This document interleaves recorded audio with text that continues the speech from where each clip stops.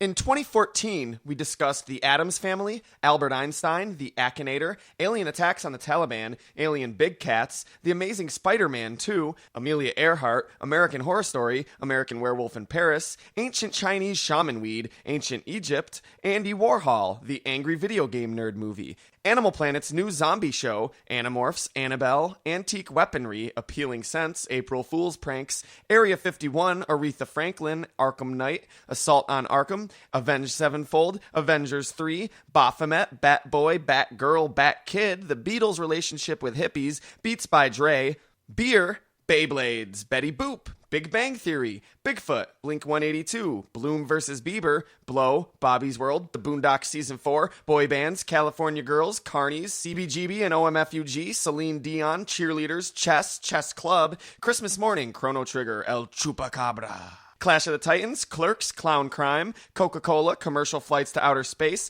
Commissioner Gordon, a comparison between the Walking Dead TV show and comic book, Conor Oberst, Console Wars 2014, Cracked Monster Party, Criminal Rehabilitation, The Crossguard Lightsaber, Damian Wayne, Dark Elves, David Bowie, DC animated shows, The Death Penalty, The Devil's Rejects, Dick Butt Kiss, The Difference Between Robot Aliens and Alien Robots, Diprosopus, Disney's upcoming Rescue Rangers movie, The Dirties, Dog Shows, Donald Trump's Haunted Mansion, Donnie Darko, Drake, Dragnet, Dragon Eggs, Drizzt Do'Urden, Doctor Who, Dubstep Rave Parties, Dumb and Dumber 2, E3 announcements, the early 2000s music scene, Earthquake Lights, Ed Wood, Eminem, energy drinks, the evil reptilian overlords, the Expendables, the Fappening, Fear, the first Beanie Babies, The Flash, Flashpoint Paradox, found footage films, 4-letter words, Friday the 13th on NES, From Dusk Till Dawn, Frosty the Snowman, Full House, Gal Gadot's Wonder Woman, Garth Ellis, Gateway Drugs, Gay Porn, George R.R. Martin, Ghostbusters 3,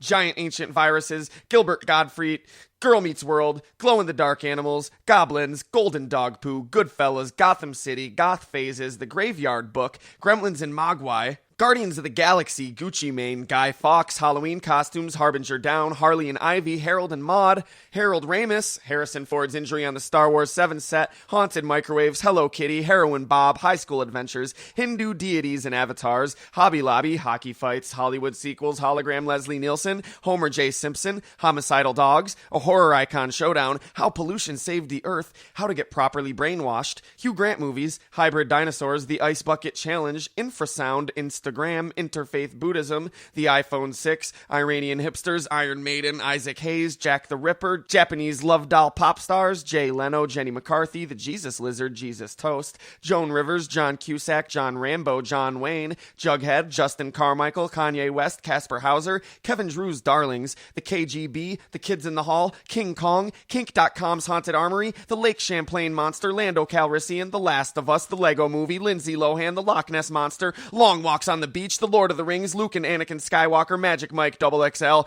Mario Kart 8, Married with Children, Marvel Studios Phase 3, MC Chris Forever, MC Hammer, The Men in Black, Michael Bay, Michael Crichton, Middle Names, The Mighty Morphin Power Rangers, The Monster Squad, Mortal Kombat, movie set in Syracuse, New York, movie theater gimmicks, Munchkin, My Chemical Romance, Mist, Naked Natalie Portman, The NBA, A New Muppet, The New Ninja Turtles, The New Pixar movie, The New Super Smash Bros. Game, The Next Harold and Kumar movie, 90s cartoons, Nintendo, Old Star Wars versus New Star Wars, O.J. Simpson, The Olympics, The Onion, Orson Welles, Paranormal Activity in Essex County, Pauly Shore, Peanuts, Pearl Jam, Peter Pan, Philip Seymour Hoffman, Philly Jesus, Phineas and Ferb, Physics, Pinky and the Brain, Pizza, Playboy Magazine, Pocket Dialing, Podcasting, Pokemon Alpha Sapphire and Omega Ruby, Police Dogs, Pornography, The Powerpuff Girls, The Predator, The Problems with Jurassic Park, Rambo 5, Rampage, Randy Savage, A Real-Life Professional Dragon Slayer, The Real World, Renaissance Festivals, The Republican Video Game, The Return of Limp Bizkit, The Return of NBC's Heroes, Ryder Strong, Ridley Scott's Exodus, R. Kelly, R.L. Stein, Robin Williams, The Rolling Stones, Romantic Cruises, RPGs, Screamo Music, the season premiere of Community, The Secret Life of Adolf Hitler,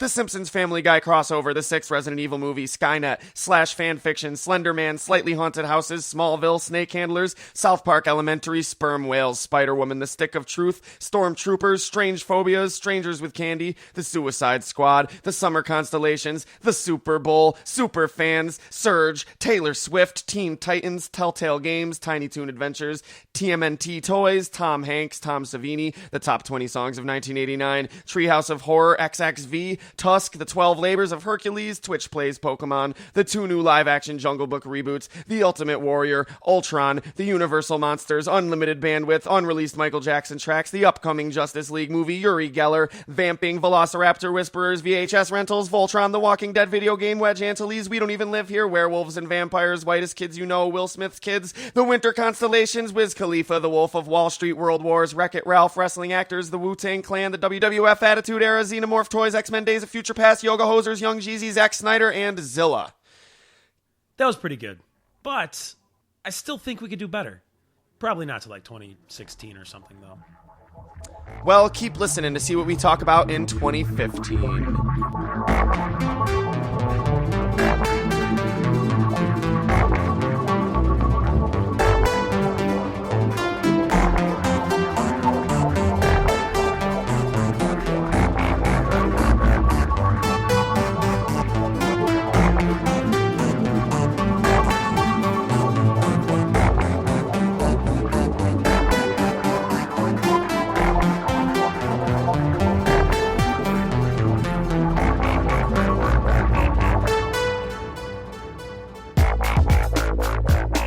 Still listening to Fairpoint. I'm Craig Lewis. And I'm Nathan K. And we've already done 5 minutes of the podcast before we even started. Oh, that's nothing. You should listen to a few of the episodes we've done in the last month or so. Fucking 10-minute intros before the theme and shit. I hope new listeners have patience. Craig, could you do me a favor? Could you tell me... Well, maybe. What is it? Could you tell me what you thought about when you were gone and... so alone? The worst is over. You can have the best of me. I heard that song today and I was like, holy shit, I forgot about this song. I used to listen to this song all the time back Is that the then. starting line? The starting line, yes. Yes? Yes. Boy, that sure was 2005. Was it 2005? Maybe 3? No, 2003 or 2004. Sounds more right. Tops, yeah. Oh, wow. I was so far off. I was like way off. Well, I graduated in 2003, so there's a big difference between like 2003, 2004, and 2005. That's like the difference between freshman year of college and junior year of college for me. So I guess that's a whole different world. Okay, so you were still in college. Yeah, but... Well, it's only 1 year ahead of me, but yeah, just the fact that I had just graduated high school makes that a big benchmark. So 2 years away is kind of a, Yeah. Sure. I was digging it, though, man. I was digging it. It was a good song. It wasn't that bad. Oh, dude. so this is the whole... Oh, okay. So you actually wanted to talk about this song. No, I was just fucking with you.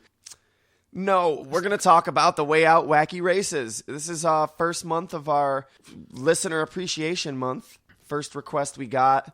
We actually got this request before we decided to do the fan request. Well, it's not the first request that we've ever got, but it was the first one that we got right before we decided to do Listener Appreciation Month. We promised the dude, it was actually a few months ago, and we were like, look, we're booked for the rest of the time. We're going to do that for the first episode of the new year. And then we were like, you know what? Let's do a whole month. So and then he's like, oh, great. I don't feel as special anymore. Shit, dude. We're getting a lot of good suggestions. We might even have to extend January. Like, I might have to call Obama up and be like, or we're going to need you to extend January. Or what is most likely, we could do that. Probably either just go into February or put that in our little bank and save them up with all the other ones. So we're just going to end up doing like... Always got to take the easy way fan out, request, Craig. 2 months. Where's your spine, man? You always got to take the easy way out. I'm a jellyfish. I don't need no stinking spine. I assume jellyfish talk like that. I don't know why. So, very, very tragic news broke this week. Way to bring us down, man. It's good timing on our part, not on hers. Never. That we're doing an animation episode because this is something we absolutely had to talk about. But Christine Cavanaugh, the voice of every fucking cartoon character ever. Well, not everyone ever, but Okay, from some of your 1980 something favorites.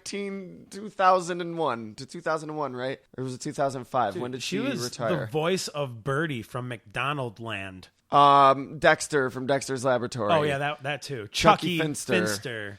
Babe. Babe the Pig. Yeah, that was one of the few live action movies that she did. She was still just voice acting. Still just voice acting, but she was in a live action movie. Gosselin Mallard, all of you Darkwing nuts. Darkwing Duck's niece, right? Yeah. Was she his niece? Niece. Okay. Adopted daughter. Okay. I think it turned into adopted daughter, but it was his niece originally. Oblina from Our Real Monsters? I fucking loved Our Real Monsters. I loved all this shit growing up. I didn't love Babe. I enjoyed it. But I wasn't a Babe fan. Even if you don't know her name, you've heard her voice, because I guarantee you, certainly. a cartoon, she's on like every fucking cartoon. And it's really tragic. The animation world is never going to be the same again. Well, I guess it hasn't been the same again since 2005 or whenever she retired. But still, Right. It's horrible. I wasn't expecting this. She was only 51 years old. She was also in ER. That was another live action. X-Files. And X-Files. Just like one episode. I don't think Babe was her but- first live action. I was just making a joke. But yeah, she was. She was so fucking awesome. And still is, because you can still hear her on all these awesome shows. Yeah, you will definitely be missed by many, many, many people, including us. Dexter, man, I've always said if I had a bunch of wishes, there's a chance that one of those wishes would be to be able to do an impression of Dexter from Dexter's Laboratory. What a great voice that was. Like, Oh, it was awesome. Just I can't do my it. gosh. Nope. No, You're not at even all. close. Not even near. Like, it's just so like, DD.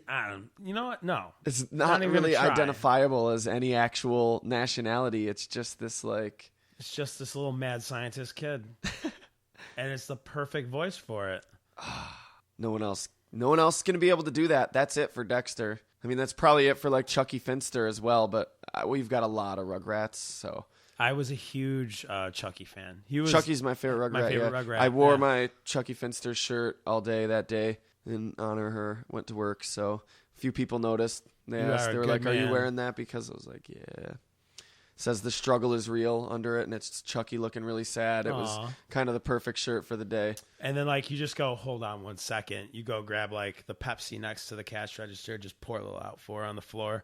And of course, we can't have drinks out at the cash register, so it was some customer set. They're like, Yeah. "Dude, what are you doing?" I'm like, "It's for Christine Cavanaugh." Who the Do you fuck's have Christine no Cavanaugh? soul? Who the fuck is Christine Cavanaugh? Well, she's Chuckie Finster. How Dexter, dare you. Like, you've heard her in every cartoon. He's like, "Oh, really?" And then he gets sad. I hand him the box of tissues. And then he takes his drink back and he pours some out, too, again. And then my boss is like, "What the fuck are you guys doing?" Nathan, clean that up. Get back to work. So, can we make it safe to assume that not only is this episode in memoriam of her, Absolutely. but We're fucking canonizing her. We're fucking we're canonizing her. knighting her. All that shit. We're doing both. She gets the distinct honor of having both canonization and knighthood. Which is what we've done for everybody, I guess. Yeah, 'Cause but then we thought 'cause it was the mixed same up. thing. Yes. So Christine Cavanaugh, thank you. You're awesome. You are now known as Saint Christine Cavanaugh, patron saint of sinus issues. Spot on. And the lucky fan that requested this episode gets to say, my episode was in memoriam of Christine Cavanaugh, and you could feel good about yourself for doing something, Requesting Wacky Races as a topic. for using Facebook I'm glad. No, actually, that was an email. and emailing us. I'm glad, though, that he requested Wacky Races. Thanks, Zach, by the way. Thank you. This was great, dude. I love Wacky Races, and I was able to become more intimately familiar with it I do through too. the preparation of this podcast than I was ever before. And that's good. That's good because now, as an adult, it gives you a deeper appreciation for what it did for cartoons. Who was your favorite Wacky Racer, Craig? Don't you think we necessarily- could save this for the topic? we can give him a little bit of a taste before we move on. A little taste. My Keep him coming favorite back. racer was a duo. Yeah, I'm about to say not necessarily your favorite racer, but your favorite car. Not necessarily the automobile, but just, your favorite number or whatever. Yeah. To find out more, listen to the topic. Oh, come on. I can't wait. It's a duo. Just a little taste. We get to open the corner of the present. Just the corner. And All right. Okay. Here's a little corner taste. My favorite racer / car / duo led to a spin-off cartoon where the character would yell, Captain Caveman. Okay. Indirectly led to. Indirectly. Very similar It's design. It's the same character. Come on, man. So the Slag Brothers. Yes. We don't have to. I think they know now. Word. I really like the Anthill Mob. They're awesome. Yeah, dude. Totally. All the way. But there's so many other great characters, and we're going Except to for Peter discuss that Perfect. later. He's basically the worst. He's totally the lamest character. Absolutely, dude. Without a doubt, dude. Even lamer than the fucking... Don't do it. Don't you say it. Why? Well, say it. The Red Max. Is he one of your favorites? No. I was going to say, I barely remember No. him. He didn't do shit. He was just there. Yeah, we're kind of jumping the gun here. We still got some awesome news to look at. It was a riveting news week. Oh, that it was. It was neat. Well, it's not like we talk about real fucking news anyway. We just find something that would be fun to talk about or interesting. So let's do that. Let's look at what was so riveting and interesting about this week. Cue the music.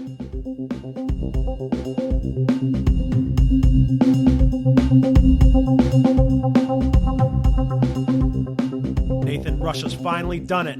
They bombed us? No. Oh. Wait, did they? Because that's more important than my news story. What did they do? A business firm from Russia proposed to the country that they spend $9.4 billion on a mining facility, ... on the moon. Oh, they're mining the moon. Moon mining, yes. Well, wait, they've already built it, or they spent the money to on all the stuff, and they're going to fly the stuff up to the moon and build it? They haven't spent the money. They're trying to get Russia's okay to do it. Oh, they started a Kickstarter. Because Russia owns half the moon, I guess. I think that'd be more like a UN issue, if you ask me. So wait, who's trying to do it? Just a business, a I wealthy thought you were saying business in Russia. Okay, a business in Russia. Yeah. Okay. Yeah, they started a Kickstarter. Russia started a Kickstarter, and they were like, "We are Russia." I can't do a Russian accent. You will help Soviet Russia. It's Or not we will Soviet crush anymore, you. Donate. We make moon monies. What are they mining for? Minerals, rocks, moon money. Unobtainium. Moon money. There's moon money underground. There's moon money in them there craters. Hey, Royce McCutcheon here. While you're up there, why don't you grab me some of that moon money? No deal, McCutcheon. That moon money is mine, and you know it.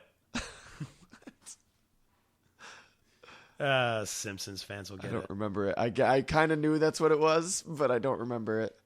The twisted world of Marge Simpson. Well, in Soviet Russia, the moon mines you. Okay, so I just ripped off a classic TV show, but that was lame. Well, we all know that's Family Guy, right? That's just from Family Guy, or is that from something else Simpsons. before Family Guy? No, what I just said. Jesus. Oh, I'm sorry. I was like, wait, what? What you just said? Yeah, it's from like an old 80s joke. Okay, because I was like, I don't know, because the fucking been Family done Guy rips forever. off everything, but that's where I knew it from. I'm not a big Family Guy fan, but Listen, the day Family Guy makes its own material. oh yeah, that'll be when they cross over with Bob's Burgers. Somebody's got to carry somebody in that situation. I'm hearing Bob's Burgers is fucking amazing. I watched the first episode and I really wasn't into it. I love H. John Benjamin, but Full disclosure, as each season progresses, I'm liking it more and more how and many more. seasons are there? I'm like the 5th season or Fifth? No fourth- way. No, 3rd season. Wow. I'm sorry. I think they just finished the 3rd season. That I might buy, but 5th, there's no way. But I watched the 1st season when it first came out because I'm also an H. John Benjamin fan, and I was like, it's all right. I guess I don't really get it. And not that I don't get it, but like, I don't really, it's not completely my type of humor. And then as the episodes progressed, I actually started to care about the characters, and they were getting developed, and they were having they have their own personalities now, all of them, and even the outside characters too. And it just keeps getting better and better. And God, I love Louise. It's the smallest daughter with the rabbit ears. That's Mel from Flight of the Conchords, right? Yes. Yeah, I love that I didn't realize she was on it. I probably noticed in the pilot and then forgot. All the cool. kids. She's awesome. All the kids make the show. The Triceratops in Toy Story also. Yes. She's fucking great. Speaking of Flight of the Conchords, dude, I saw a movie a few days ago that you gotta watch, dude. It's called Flight of the Conchords. No, it's called What We Do in the Shadows. So what does this have to do with Flight of the Conchords? It's co-written and co-directed by Jermaine from Flight of the Conchords. Jermaine Clements? Yes. He was on an episode of The Simpsons once. Who wasn't? Yeah, he's also in the movie. It's like a mockumentary about vampires, about these vampire roommates. I love the sound of this. Dude, it's great. It's so clever. I was laughing. It was very enjoyable. Counter thing you have to watch, just when you said mockumentary, it reminded me of another great film that was like that. I don't know who did it, because it's just off the top of my head right here, but American Zombie. Check it out. It's like a mockumentary of living with the zombie virus, but the people are still people, but they're I heard zombies. about that. They have to take medicine, right? Yes. Yeah, I did hear about that. And it's really cool. I'll check it out. So back to the news. Oh, yeah, we were doing news. Your turn. We're going up north through our friends in Canada. Much further north can you go than the moon? All right, excuse me. We're heading back south. There we go, but not quite. We're going south down enough. south to Alaska. Bet you never thought you'd hear that one. Back into Earth's atmosphere. All right. Maggot. Can I... Atmosfear? You ever see Spoonie's reviews of Atmosfear? I own Atmosfear. No, you don't. I do. You really do? I do. Are you serious? I am serious. No way. You have you went out and got it after you saw the Spoonie review, or you got it as a kid? I got it as a kid. What? And I never had anybody to play with, so I really never played Because no one wants to play with you, maggots. Seriously, you fucking gatekeeper. I watched a little bit of the video, but I really didn't get it because I wasn't playing the game, and I wasn't quite to the point where I was like, I'm going to play for myself with 4 players. He recently, a couple months ago, a month or two ago maybe, I saw his reviews. The new one about Yes. the second and third atmospheres. Oh, yeah, that was so great. I Oh didn't my know God. those existed. The first one I had. Yeah. So fucking great. Classic. If you don't know, just look up Spoonie Experiment on YouTube or something. You'll find it. But be warned, he's very foul-mouthed. More so than us. This isn't a news segment where apparently we just decided to bring recommendations back. Right? In the middle of the news. Because that's how riveting the news week was. So, down there in Alaska, these 2 men went out riding, I guess. I'm assuming horseback. Yeah, as most Alaskans are known to do. Yeah, it's probably a lot better than trying to fucking drive a car up there. And they ran into Sarah Palin.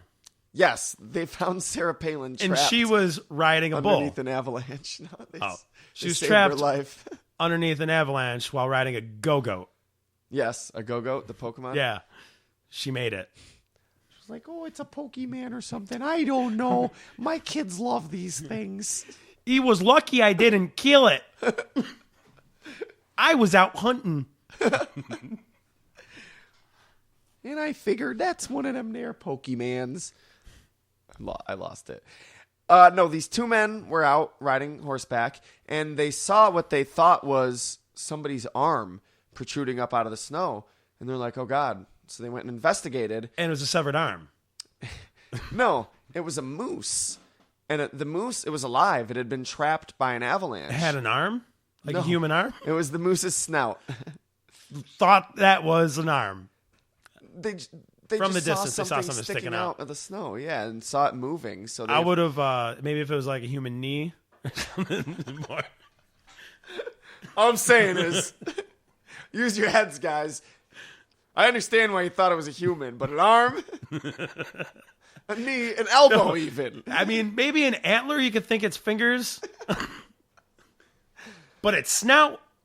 But no, it was really cool because they went up there and realized it wasn't a person, or a human rather, it was a moose. And they still saved it. And they saved it, and it's really cool. The guy was saying, like... The moose didn't attack them, did it? No, the guy said, like, he knew exactly what we were doing. That's so good to hear because normally, they let the fear get them, and they think you're coming to eat them or something because they're weak and it's in danger, a vulnerable point.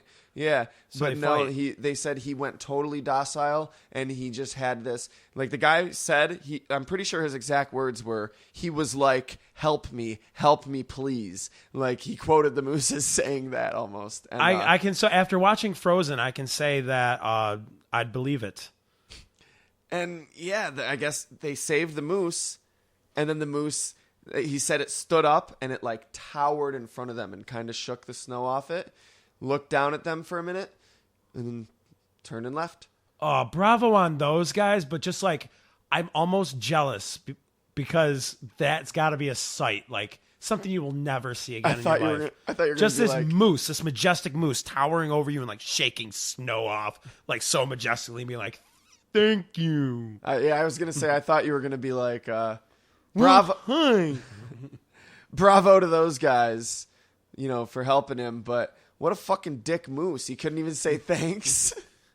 No, he did. He said, "Well, thank you." Off to what's the matter, you?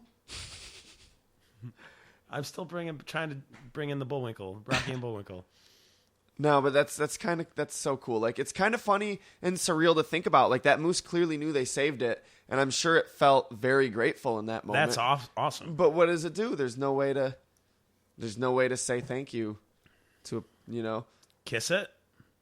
You like lick it. It like, walks thank up you. and kisses him on the cheek. Like bro hugs it. You throws out its moose knuckles. Be like daps. Bro hugs. So what were you guys doing out here, all the way out here in the snow anyway, eh? They're like, hunting. Oh, hunting some deer, eh? No. It's moose season. Oh. Well, thanks for saving me. We'll give you 20 paces. Well, like hunting a moose that's half buried in snow is no fun. That's not proper sport. Oh God, you guys are just joking with me, eh? I like the look of that pelt you got there. Oh God. Bet you your antlers would look real good on my mantle. I don't know why Alaskans immediately became southern rednecks. Oh no, we're just hunting mooses, eh? They are from the south, the deep south, Alaska. Deep south of Alaska. Well, deep south compared to the moon. Yeah.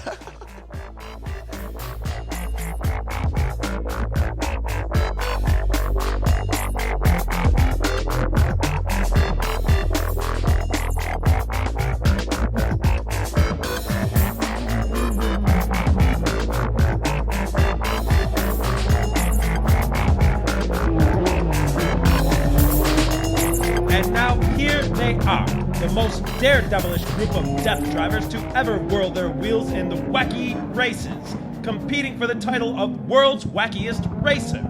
In the lead, the blazing brosses of blurry photos in their Blitzkrieg bomber, followed closely by the fun-loving, foul-mouthed fanboys from Fairpoint Podcast, fleetly flying their fantastical Firebird. Trying to cover ground, Zap-happy Zeus in the Lightning Liquor is neck and neck with Casper Hauser in his kooky Kremlin. And falling way behind is the devious delinquent, the villain of vaudeville, the sultan of sneaky, the bloody Brit, Guy Fawkes, and his dog Duke. Boy, that was pretty harsh. You've hurt me feelings. And me dogs, too. Russia.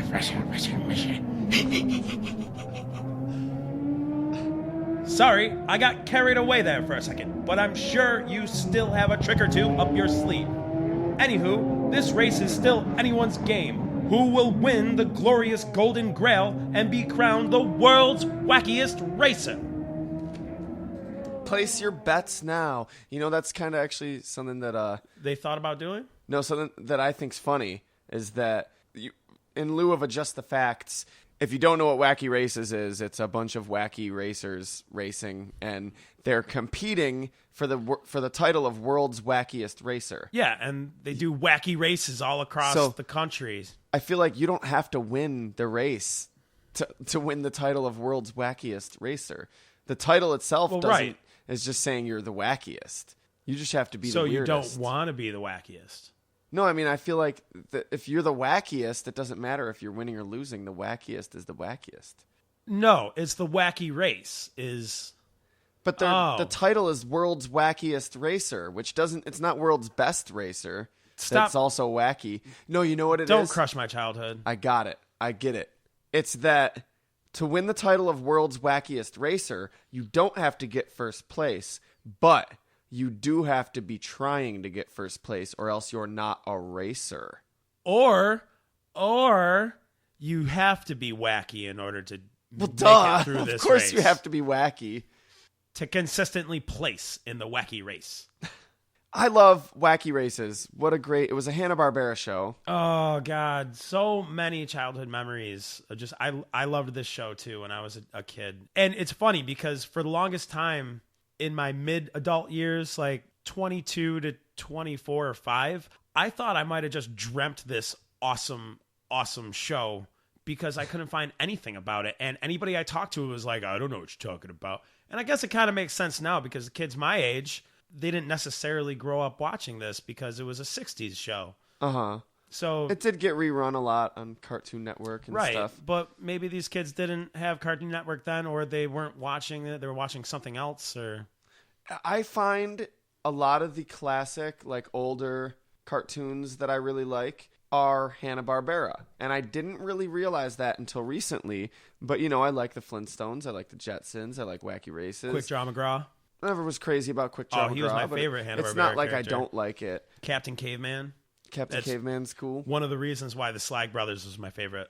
Yeah, I don't know. I'm not a big fan of Scooby-Doo, but I like the characters. The show never did it for me.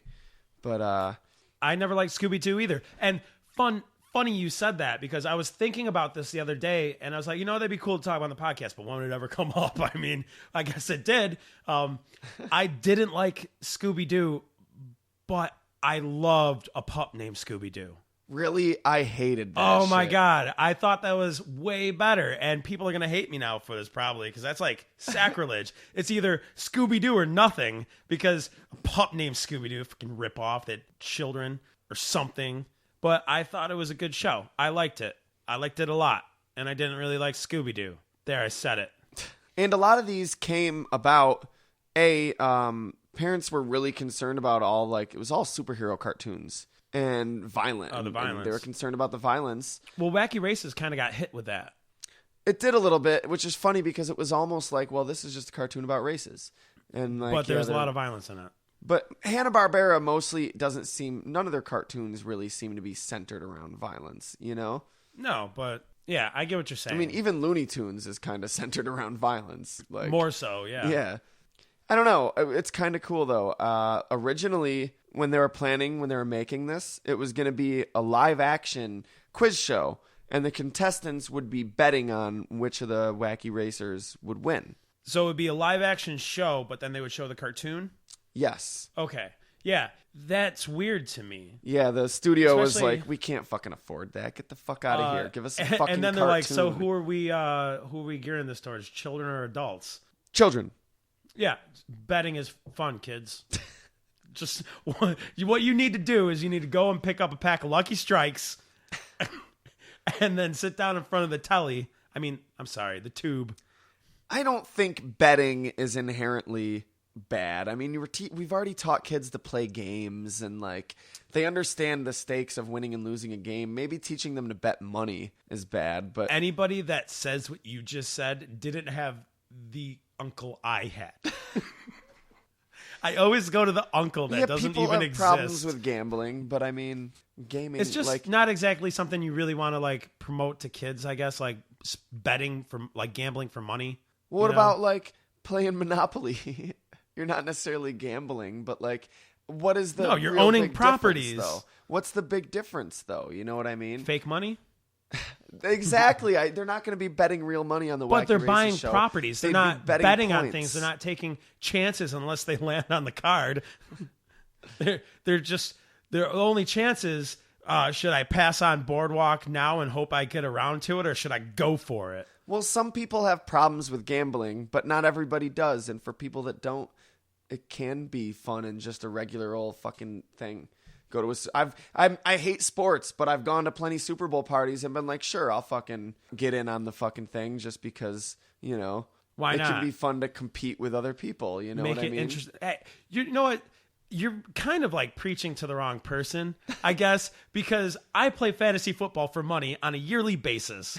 And Since I I was a bet on child. all sorts of sports. I'm in a weekly pick'em parlay at my dad's work. Government listening. All of these are claimed on my tax forms. I assure you, they're not. So yeah, I know what you're saying, but in the same aspect, it's not like the children might be like, "Oh, gambling, blah blah blah." You know, I don't know. This was in their heads at the time. Gambling shouldn't be. Children shouldn't be learning about gambling yet. That was, I don't know. I think they were just kind of like a live action show. We wanted a cartoon. Yeah, voice actors are cheap. Quit thinking So are out of the animators. box. I mean, hell, we only have to really get them to do 10 to 12 frames, and we just keep reusing them. Just With such great voice actors, though, they were able to do that and still pull off like convincing like animation and good cartoons, very good cartoons. honestly, very I cheaply. believe that these voice actors deserved a lot more money than they were probably paid comparatively to like the other stars of the time and stuff. Today, too, the good ones. 6 fucking voice actors, 23 characters split amongst the 11 different cars. 6 people. 6 people voiced That's it. all of those characters, and that includes the narrator. Forget about it. So that's Dawes Butler, Don Messick, John Stevenson, Janet Waldo, Dave Willock, and Paul Winchell. I can't do it. You can kind of do it. I can't do it at all. I've been practicing since I was like 8. Oh, okay. I don't know the fucking... Oh my God. Muttley's laugh and reactions. He was my favorite character for sure, but my favorite car. I hated Dick Dastardly and Muttley, but I loved Muttley. Yeah. You know? Let's do it then. What better time than now? Let's talk about the fucking Wacky Racers. What better place to start than number 00, Dick Dastardly and Muttley and the Mean Machine? As a child, it totally worked on me, like Dick Dastardly twirling his mustache, being super evil. I'm like, he's the bad guy. Muttley, don't you know what you're doing? Because you liked Muttley. Loved Muttley. Tried Fucking to speak loved Muttley. reason. The Muttley was turned evil by the bad, evil Dick Dastardly.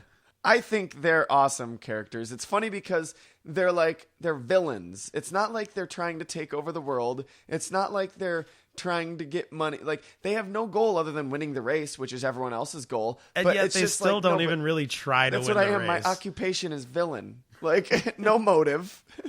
Because winning the race isn't a motive, or else everyone has that motive, you know? Right. So they just no motive. They're just a fucking villain. They're just bad, and they have to cheat to win. Well, they're not bad, Craig. They're just drawn that way. There are no bad cartoon characters, just bad animators. Not the Hanna-Barbera animators, though. They did great with this shit. As an adult, I obviously like look back at just Dick Dastardly and be like, he was such a great villain.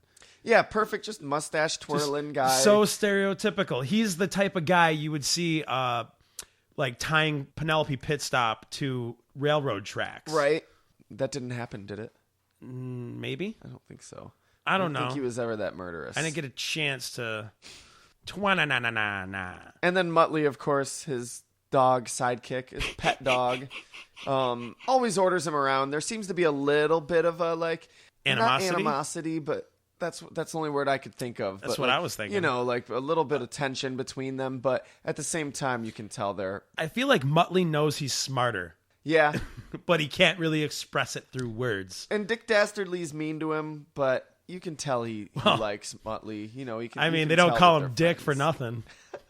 And dude, the funny thing is, being a dick is their fucking downfall because they have what some people would argue is the fastest fucking car in the series. They've had every opportunity to win cleanly. Yeah, and if they would just not cheat, which he's so devoted to doing, he's got to cheat. He's a villain. He's gotta. He would win. They've never even placed in the top 3 because of this. Yeah, they always keep screwing themselves. I love. There's an episode where you know how they take the photo at the end to see who wins. Yeah.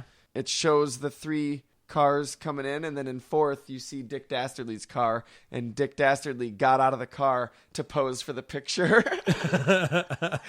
So he totally would have won that race if he hadn't got out of the car to pose. And like, I don't know, it's funny.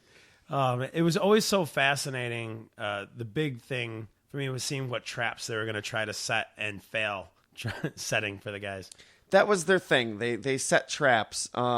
Their car, the Mean Machine, was like a rocket-powered fucking thing. Oh, it was badass. I wanted one. Tons of hidden weapons and hidden traps. Like It was like the Batmobile before it was the Batmobile. Batmobile of villainy. Yeah. I think Bruce Wayne would be pissed off about that. I said villainy. And I was like, what? I don't see a problem with that. Villainy. Villainy. It's a perfectly cromulent word. They also had their own spin-off series, Dastardly and Muttley in their flying machines. And the flying machines, it kind of makes it sound like, what is Mr. Peabody and Sherman going to do today? Get in their flying machine. Well, there was a popular movie at the time. I think it was like Those Magnificent Men and Their Flying Machines. How magnificent were they? So magnificent. I don't know. Masterfully. But yeah, I guess in this series, they are part of an aviator crew called the Vulture Squadron. And their whole goal in life is to like intercept this homing pigeon named Yankee Doodle Pigeon, who delivers messages to their enemy, who I'm assuming is the United States. Yes. Yankee Doodle Pigeon. And in this, Dick Dastardly answered to this mysterious character who was referred to only as the General. And you never really saw him. Oh, yeah. I vaguely remember the General because I had seen this show. Yeah. And we were talking about this earlier, but since we are not of the age to have seen this as it aired, I just assumed that all these characters came from something else and they weren't originally created for the Wacky Races and then spun off their own shit. You thought that they were thought originally that they were from originally other shows. Yeah, like I thought that Dick Dastardly, Muttley, and the Flying Machine was the show, and then they were in... And like the Slag Brothers were from Captain Caveman or something. That I could totally see how you'd think that. It does. I think I kind of assumed that too about it because maybe when I was younger, because it does have that feeling. And there was that other show where like Yogi Bear was racing. Yeah. And like, yeah. And I had even gotten those. Like I thought that was the same thing. Like just because my memories from childhood, not seeing these since then, they're just kind of mishmashed and stuff. And since it's like the same concept, it's like just a different one. I thought it was all the same. And you're not used to a show whose format literally is every episode is a fucking race. No plot, Right. No, just a race with these characters. And God, did they pull it off. They made a great show, dude. Like, and it doesn't rival like maybe modern shows with regards to like storytelling, but it didn't need to. Like, it was great. 17 episodes though, 32 races, like, and not one place for Dick Dastardly or Muttley. Double drat. Did you know Muttley has a girlfriend? Yeah, he does. He does. That dog is one cold ass pimp. Damn, that's a cold ass doggy. I bet you he's got himself a nice bitch. For a second, I was going to correct you and be like, come on, Craig. Don't be a jerk. We're above that. And then I was really? like, oh, no. Oh, yeah, she would be, wouldn't she? I am above that. So now let's move on to your favorite, Craig. The Gruesome Twosome? I thought it was the Slag Brothers. Oh, right. Yeah. The Slag Brothers. Captain Caveman. No, not Captain Caveman. They're Just Captain Caveman. I refuse to acknowledge them as anything else. In the Boulder Mobile, the number Boulder one. Mobile. Just so happened to be the best racers, if you know what I'm saying. Rock Slag and Gravel Slag, two crafty cavemen brothers who made their car themselves from a boulder. Crafty cavemen? They are. They can, if the boulder gets damaged or whatever, they can repair it or build a new one just using clubs. rocks and clubs. Yeah. It's a good thing that they're from the time after the wheel was invented. It's a good thing. It's interesting, too. They had the ability to, like, summon a pteranodon at times. Is that kind of like a pterodactyl? Yes. Is it exactly like a pterodactyl, kind of? I'm probably wrong. I kind of want to say... Because it's both a pater. Pterodactyl is a pteranodon. A pater. A pteranodon might be a broader, you know what I mean, genus or whatever. Right. A pterodon. Stop saying that. That word doesn't even thing. make sense anymore. It's like I get what you're saying. Times. Like all pterodactyls are pterodons, but not all pterodons are pterodactyls. Yes, that was what I was thinking, but I'm not sure if but that's not true. as stupid. No, I'm just not sure if it's not if as that's actually I said true. it stupidly. I thought that's what. No, I'm just not sure if it's true. Okay, well maybe it was their friend or pet, or maybe they're just the pterodon whisperer. Right? Maybe it's their god. We summon our god down upon you. Lift us to the finish line. And I like that they, in order to like get a speed boost, they beat each other over the head with their clubs to motivate each other to. Or they'll just bang the back of their boulder mobile with the club too. That always They've done works. that too. Yeah. Physics. Somehow. And then, of course, there was the gruesome twosome in the creepy coop number 2. It was a big guy and then a little guy. Little gruesome and big gruesome? Yeah. Was it? And it was kind of like, almost reminded me of the mobsters from Looney Tunes with the small guys like, shut up, Muggsy. And like, the big one was like, the big doofy alpha. He was kind of like this Lurch or Yeah. Frankenstein type character, I kind of get the feeling of, or an ogre. Whereas Little Gruesome was like this like purple vampire. Like, what's with vampires being purple? I've seen that a few times. They're more family friendly that way? Oh, they're purple. They're harmless. They're wearing neutral colors. Bruh. We got regular vampires, purple vampires, sparkly vampires. No sparkly vampires. I guess it's kind of please. disrespectful to call the other ones regular vampires. That's a little like they're not. They prefer to be called normies. They're not normal vampires. They're non. I don't know. Well, what would you consider a They're normal flesh-colored vampire? vampires. Oh, okay. So like the Bela Lugosi vampire Yeah. or Blade. Any vampire other than Edward or the Count. Well, let's get real. Blade was a half-breed. That's why he was a daywalker. Craig, Boy, that's those racist. are two and very you know it. derogatory terms for vampires, for vamps, as True Blood would put it. But that's not. Fucking vamps. Suke. Every time Bill, Suke. I couldn't watch the show anymore. It was just so distracting every time he was on camera. He's just like, Suke. I really liked the creepy coop. It's like a fucking hearse. Yeah, it was really cool.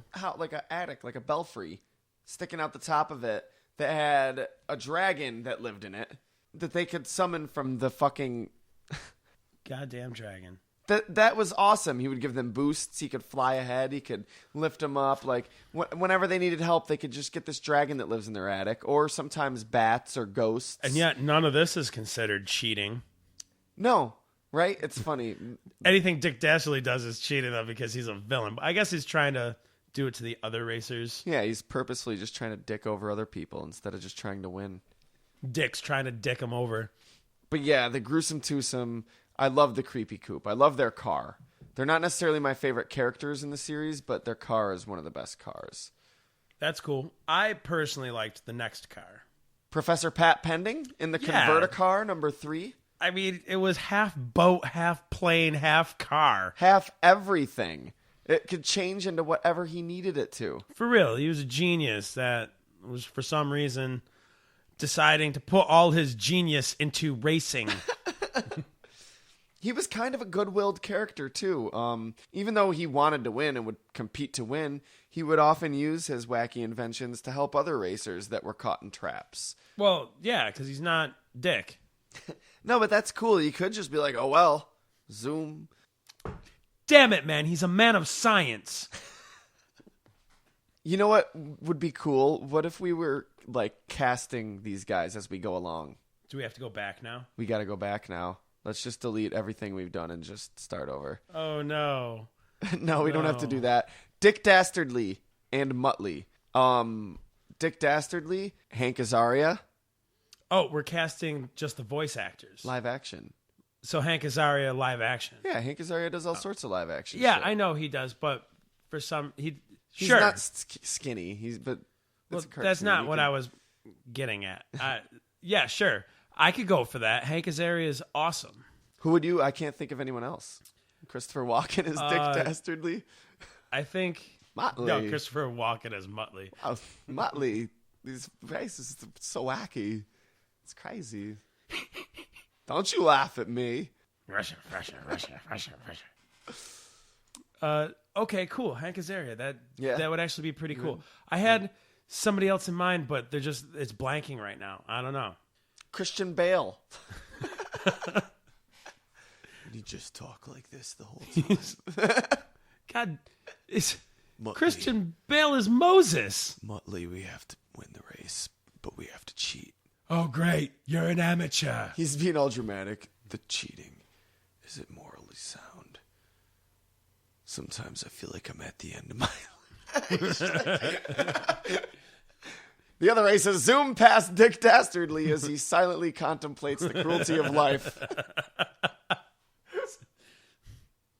Not very silently. If only Not I very had silently. No, he's if only I had a symbol of fear. Dude. The Slag Brothers. Who would play the Slag Brothers? Lindsay Lohan. Would play both, like the Parent Trap. Yeah. No. Oh, man. No. No. Cheech and Chong, if we can get them to do it. Oh, man, that would be hilarious. Cheech and Chong as cavemen. Yeah. That would Awesome. be great. That would be pretty great. I would like that. I would have said Nick Kroll, but they already tried him in that Geico Caveman television show. Didn't work out so well. The Gruesome Twosome. Big Gruesome, Little Gruesome. Big Gruesome would be The Big Show. The wrestler. I don't know if He's been in movies. He has. Yeah. I mean, it's not like we need an Oscar-worthy performance. We've got Christian Bale as Dick Dastardly for that. And Jack Black could be Little Gruesome. Okay, I'm in. Jack Black is a little purple vampire. Yeah. That'd be awesome. Shut up, Big! Yep. Exactly. Yeah, that would be pretty sweet. Professor Pat Pending. Christopher Lloyd. You don't think that's a little Is that too cliche? typecasting? Yeah, on the nose. Okay. Who can I'm picturing Rick Moranis? the Doctor. No. Still too cliche? He doesn't really fit the bill either. I wouldn't be against it. But George what Clooney. about George? There it is.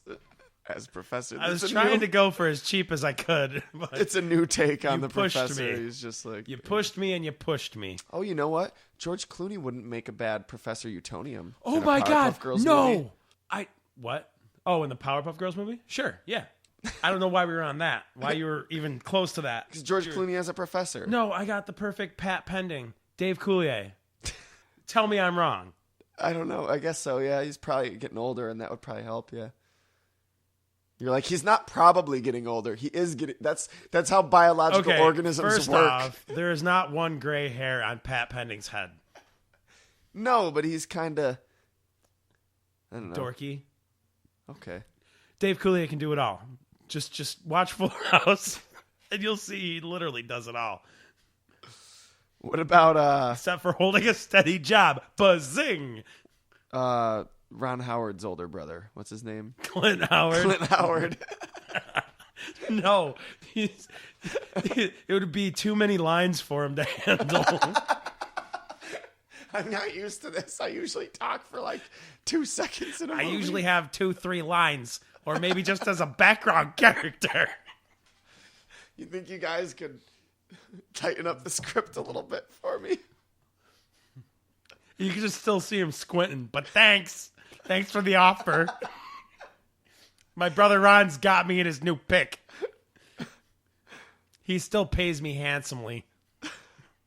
Which is ironic, I know. Then we got the Red Max in the Crimson Hay Baler, number 4. he's just this air ace dressed in all red. Like I feel like he's kind of like the Red Baron-ish. Kinda, yeah. I feel like he's the most forgettable racer. Like Peter really Perfect is remember the him. lamest, but they even in the theme song they go over him so fast, whereas everybody he else just they goes like by. spend a second on. They're And like, he- oh, and that guy, and then there's this guy. I don't think he had that many lines. So yeah, Clint Howard can do Red Max. I don't know, man. I'm really gunning. We got to get him as Pat Pending. Offer him more. Offer him more. Offer him more. No. This time you want more for less. Which is exactly what we'd be getting. Yeah, I don't know. He had this car that was he converted a plane to a car, so it couldn't really fly as much as it could. He'd be better off with the plane. Right? Why wouldn't he just... Well, I think the it rule has to states be it a has car. to be a car, but it could do both, I guess. Yeah, it has to have, meet some But he's no requirements. Pat Pending, so he can't really make it work. Right, the convert a car, he's like, it is a car. And then I just turn it into a plane. Bam. I also put That's it in... legal. It also it's also a boat. It could also float. I almost said swim. Boats don't swim. Penelope Pitstop's pretty cool. In the compact pussycat, number I 5. feel like she was just a huge stereotype on how women drove, not paying attention.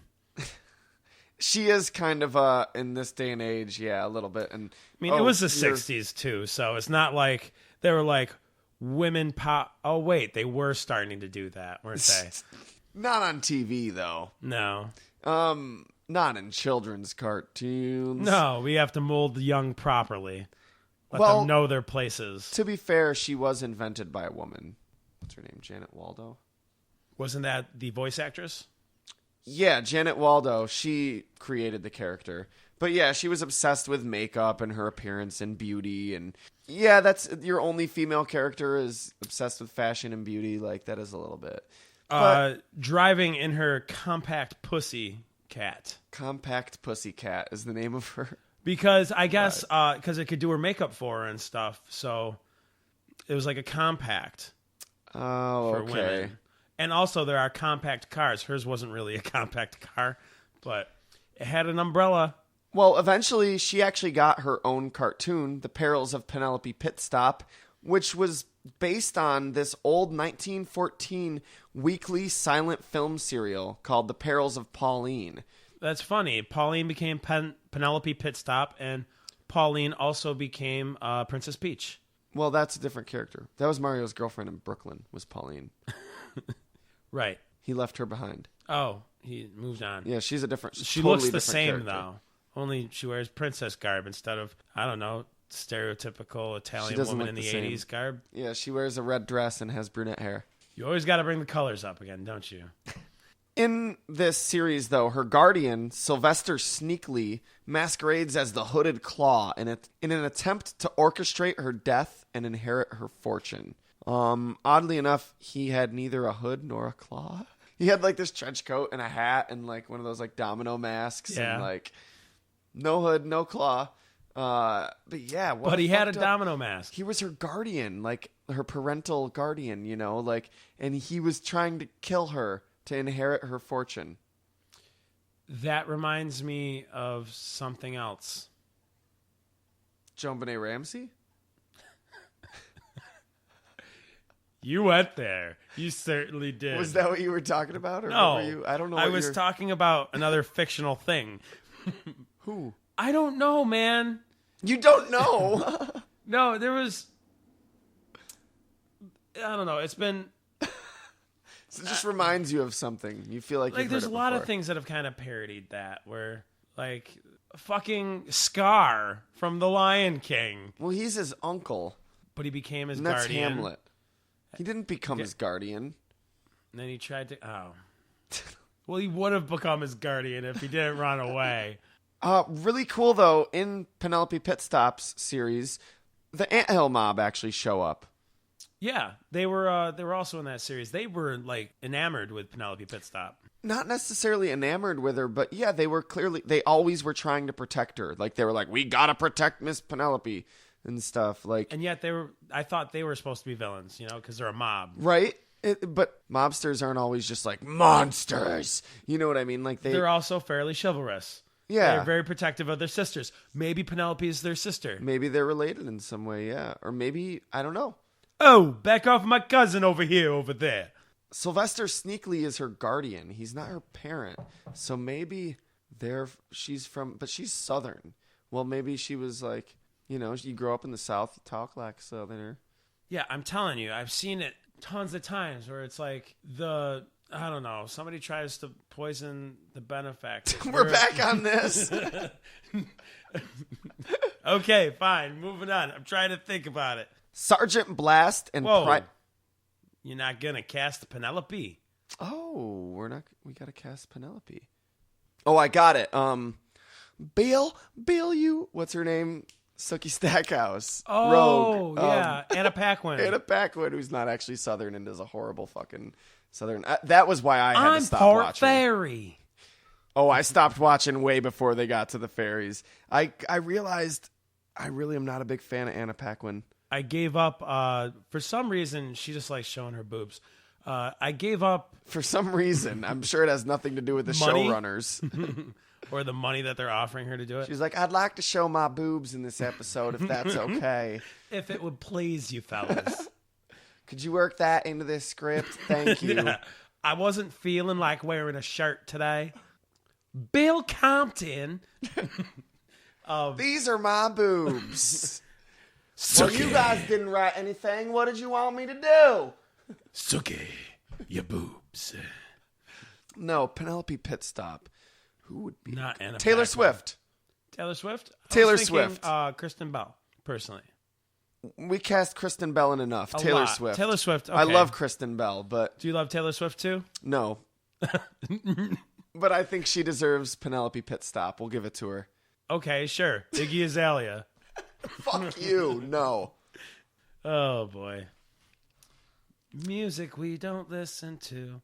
Sergeant Blast and Private Meekly in the Army Surplus Special number 6. Basically just two soldiers. Their Yep, personalities and a tank. are more or less described in their names. However, in our live action movie, we're going to give them way better personality. Well, we can still go off those archetypes, though. It's a really loud, aggressive, angry, domineering sergeant and R. Lee Ermey. And a meek private. Yeah. Vince Vaughn. Is there any... There's no argument about R. Lee Ermey. Totally R. Lee Ermey as Sergeant Blast. And Vince Vaughn. As No, Vince Vaughn? Okay, DJ Qualls. No, Michael Cera. Michael Cera. No, we cast him in enough. Let's give DJ Qualls a turn. DJ Qualls. Who's that? Is he a DJ? He was or is okay. his He name was the new. What?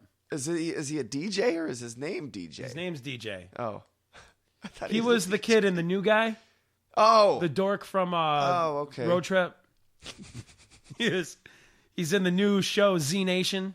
Oh yeah, Yeah, I didn't know that. he's kind of the comic. He's one of the comic relief. The old guy's really the comic relief. Yeah, they had a cool tank car. But really, it was just a Jeep. slow tank. Somehow they won. Not that much though. No, that's why I just said they won, as in not more than once. Once. Then we go to my favorite, the Anthill Mob and the Bulletproof Bomb These number guys 7. are awesome. I love it. Just there's 7 little Italian gangster stereotypes. Their car was just, like the 1930s mob mobiles. Yeah, the Bulletproof Bomb, it was a 1920s limousine sedan. I don't know cars at all, but I know that. And they would use getaway power, which is basically them Flintstoning it and sticking their feet out the bottom and running. Which I feel like not only cuts up their ankles, but it also, I mean, you know how many times you got to change the floorboard and how pricey that can get at the mechanic there? They're cartoons. They can manage. They can do it. They had another car in the Perils of Penelope Pitstop, which was like a sentient car named Chugaboom. Oh, yes. Interesting. I have seen Chugaboom before. And they're led by Clyde. Their leader is sort of based on Edward G. Robinson's character in the 1931 film Little Caesar. And their group name, the Anthill Mob, is a play on the 1951 movie The Lavender Hill Mob. Clyde's really the only one that has any, really well-defined personality and name. Well, there's like 7 of them or something like that. There's but always 7. only 2 really talk. But in Penelope Pitstop, there's a consistent 7. Like, they all have names and personalities. Right. Clyde, of course, the leader. Ring-a-Ding is the only other one with a name in Wacky Races, but his name's changed to Dum Dum in Perils of Penelope Pitstop. I don't like it. Nope. I don't either. Like, that's what Clyde calls his goons. He's like, shut up, Dum Dum. Yeah. Like, I feel like maybe they were trying to be less confusing to kids. Maybe little kids thought there was a dumb gangster named Dum Dum. To the Dum Dum. So yeah, that kind of was his character, though. He's just a dumb fuck who is just like, hey, boss, you fucking dumbass. Whatever you want, boss. Then there's Pockets, who has a ton of pockets in his coat, full of tons of useful shit. You better always have exact change. Where do you get those wonderful toys? Where do you get those wonderful pockets? Then there's Snoozy, who's always dozing off. He must have been the heroin-addicted one. You know, in every mafia movie, there's one guy who they're selling the shit, Just but he's chasing fucking doing the dragons. shit. And, like, they're like, he's fucking up. Tying That's off Snoozy. the dinosaur, He's just, man. It's a shame. They had to amputate his arm after that one time. Then there's Softy, who gets really, really stressed out and really emotional, and he ends up crying a lot. He can't really take the pressure. There's kind of always one of those guys in the Too mafia much movies, too. They end up having to kill him. Pressure? Too much pressure! But he doesn't freak out like that. He's just like, oh, God. He's such good. He's like, it's Champ. Shut it, or you'll be swimming with the fishes. No, that's where Champ is! Then there's Yak Yak, who's like really super talkative, and he always laughs like an idiot, like yuck, yuck, yuck. Even what was that like? yuck, yuck. Yuck, yuck, yuck, yuck. Even when he's really clearly scared, like they're about to crash the car or something, and he's like, we're gonna crash. Hey, that's gay. Hey, crashing's gay. Hey, that's gay. Yuck, yuck, yuck, yuck. I don't want to die. Dying's gay. Wonderful. Then we got Zippy, who's super fast at running and talking, and he's clearly the one that's addicted to speed. There's He's always also, the like- one mafia member that's addicted to That speed. is the one. There's Christopher right there from The Sopranos. Yeah, bet you some people haven't thought about that for a while, huh? And that's That's the just 7 fine. for number 7. Yeah. Were they number 7? Their cars They were were number 7. wasn't it? Because there were 7 of them. That's a lot to cast. I mean, who would be Clyde? Yeah, we don't have to do them all, right? No. Who would be Clyde? Fuck. Larry Miller. Who's Larry Miller? We just talked about this in the Frosty episode. No, that was John Goodman. No, we talked about him as well. Larry Miller was the dad from 10 Things I Hate About You. No, that was John Goodman. He was I like- always get them confused. I'm he was sorry. like, I know the deal. I get jiggy with it. I know the 411. Roseanne? The Bears. No, he's He not could do playing it. Clyde. He could Fuck do it. you. He could do That's it. my favorite racer. He's not playing Clyde. He's nothing. No, fucking Robert De Niro, man. Okay. Yeah, De Niro could do it. Not Robert De Niro. Robert De Niro, man. He's a superhero. With all the he was bitten by a radioactive Robert De Niro. Maybe Robert De He has all Niro 10, 15 years ago. I think he's getting a little too old to do it now. Did you like my Robert De Niro face of considering that? I was like, eh. I didn't quite get it. I didn't take that away from the face It here. was more just duck face. Yeah, you just posing for a selfie or something. I was like, oh shit, he's web chatting too. De Niro could definitely do it, but he's a little too old, I think. Did you want to do Dum Dum? Dum Dum. I like calling him Ring-a-Ding. Ring-a-Ding. Dave Bautista. Listen, if you saw him wrestle, The boss. I don't know if he's got it. He's like, I will prove them wrong. I do have the ability. I guess you're right when you kind of put it that way. The boss.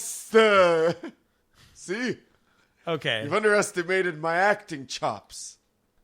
I only know how he acts in Guardians of the Galaxy. So. Right, I know how he acts from wrestling, and I guess no, you're right. I got somebody else for you. Ethan Suplee. Ethan Suplee, it is, sure. There, finally. I'm done with wrestlers. Just so you know. Do you want to do pockets? Nah. You just go on. The number 8 car was piloted by Lazy Luke and Blubber Bear. It was the Arkansas Chugaboog. Now, that was just like a built redneck car. It was a wooden car fucking powered by a coal-fired pot-bellied stove. Yeah. What the fuck? And it was a bear. There was a bear driving the car. Well, Lazy Luke would usually be steering with his feet, and the bear His toesies. was behind him manning the stove, right? A lot of times. But he was also watching the road because he'd always be half asleep and just always laid back and just chilling. And he should just not even bothered. Hillbilly and what are you his doing pet in the grizzly race? bear. Just play your banjo on your front porch and be done with it. Call it a day. Too much effort. Leave the race into the Bears. The bear wants to win. It's not fair. He's always got a buzz on, man, because he would sometimes pour liquor into the stove to get a fucking speed boost, but it would usually make the stove explode. But like, So he was driving drunk, is what you're saying? totally, this dude's always like drunk. And Drunk I'm sure, driving was cool then too. I'm sure he's got some crops he's growing too out there, and bumfuck where the fuck he's from, Arkansas. Yeah, bumfuck Arkansas. It is a town. Look it up. It is. I just made them look that up. I kind of like this character. I'm not usually a big fan of like the hillbilly stuff, but I like this dude. He's kind of cool. He's very chill. The bear's real cool. Poor fucking bear. Clearly has anxiety issues. Yeah. And Lazy Luke's clearly an alcoholic. Poor bear. I bet you Lazy Luke beats him. No, he ain't that type of alcoholic. Oh, he's too lazy to beat him. I'm sure he forgets to feed him. Well, that's okay. He's a bear. He can get his own food. Plenty of fish in the river. Am I right? Then there's Peter Perfect in the Turbo Terrific number 9. Lame. He's a lame character. He is. He's just like this like gentleman who's like, oh, I'm yes. so cool. I'm Peter Perfect. I'm so perfect. Blah, blah, blah. Yeah, he's got a huge crush on Penelope Pitstop, and like that's Penelope. it. Good day. He's not even wacky. No, to be wacky would be absurd. It would be unthinkable and irreprehensible. Yeah, I love that you first. said he's lame, because literally I had the same exact impression. He is the lamest wacky racer. And He's yet not he wacky. was that vanilla character that they were like, this is like supposed to be your hero. But even he wasn't like, so perfect he either. had this really shitty dragster that is always breaking down and falling apart. Yeah, like, well, what a he doesn't need 8 all wheels. around. He does not need 8 wheels. So much traction. All of the traction. All your traction belong to us. Then there's Rufus Roughcut and Sawtooth in the Buzzwagon number 10. Dude, Now, this was a cool-ass car. yes, I like the Buzzwagon. I like Rufus and Sawtooth. Rufus is this big, beefy lumberjack. Yeah. Sawtooth is his pet beaver. Beavers are awesome. Just putting it that way. You can take that any way you want. I'll say it. I'm going to say it. I put my foot down You were once all today. thinking it, and I said it. I put my foot down once today. I will put it down one more time. I like beavers.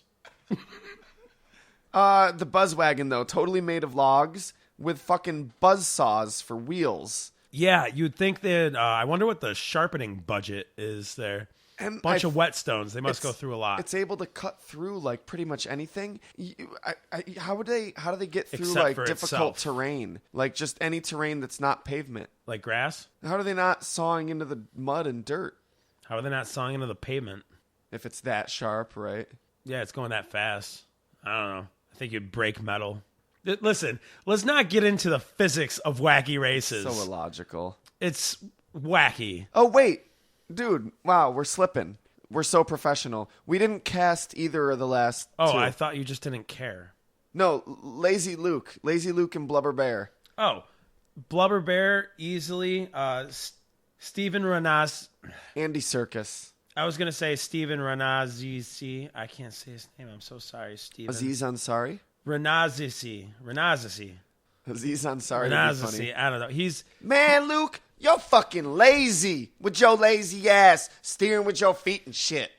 That's Aziz Ansari as Blubber Bear. Just over here, listen and I'm to over Kanye. here like, what? He would not make a good bear. Is all I'm saying. He is a little, I love Aziz Ansari. Me too. Aziz Ansari is a shit. I love Parks and Rec. I need to watch that. There's so many people that I like or have grown to like on that show. Chris Pratt. Yeah. I was iffy dummy. about Chris Pratt at first, but I've the girl grown to that like you have him, a crush so. on. Yeah, Aubrey Plaza. I was like, that narrows it down. Craig. I was gonna be like Amy Poehler. All right, Lazy Luke. I'm going with Aziz Ansari as Blubber Bear, totally changing the character. Okay, let's go with it. Man, I was going Luke, for a you man. lazy fuck. I was going with a man that actually like looked like a bear. No, it'll be CG. But yeah, no, it won't be. It'll be him in a bear costume. This guy doesn't need a costume really.